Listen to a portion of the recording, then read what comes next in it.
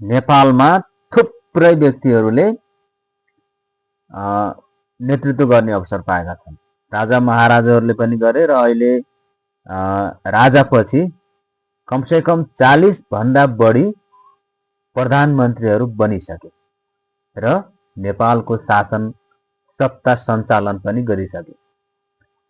अहिलेसम्म कमसेकम 40 भन्दा बढी प्रधानमन्त्रीहरूले भन्न नसकेको कुरा, गर्न नसकेको काम अहिलेको तत्कालीन प्रधानमन्त्रीले गरेको अथवा भनेको सुनियो। नेपालले पनि भारतको जमिन मिचेको छ भन्ने कुरा उहाँले थाहा पाउनु भएछ। यदि यो कुरा सत्य हो भने यो चानेचुने कुरा होइन, यो महान काम हो। अहिलेका 40 भन्दा बढी प्रधानमन्त्रीले यो कुरा बाहिर किन ल्याउन सक्नु भएन, तर उहाँ जस्तो मान्छेले ल्याएर छोड्नु भयो। यो कुरा गम्भीर विषय हो।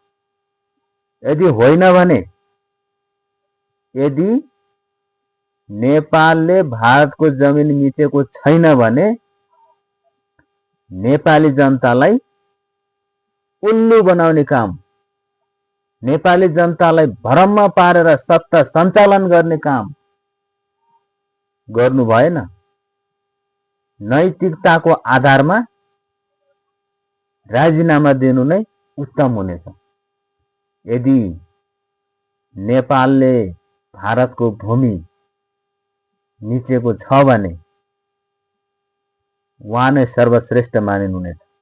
यदि होइन भने बगबास गरेर सत्तामा बस्ने, कुर्सीमा बस्ने होइन, नैतिकताको आधारमा राजीनामा दिँदा नै उत्तम हुनेछ।